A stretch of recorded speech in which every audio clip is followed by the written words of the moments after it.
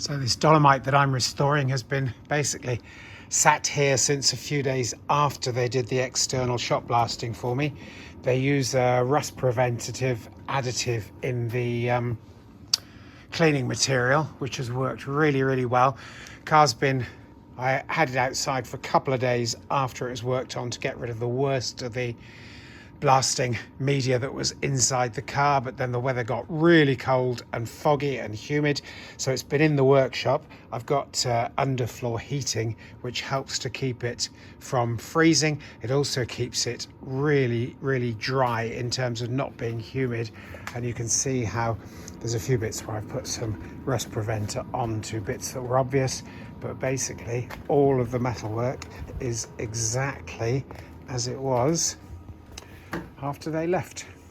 So really happy with the results of the rust preventer. Now that the weather's starting to warm back up, I can feel my fingers and toes back in the workshop, so time for some more rust preventer, rust stopper, and then once the weather is dry outside, I can get it back outside to finish getting rid of all the media blasting, and then we can finish off the welding, think about getting it painted.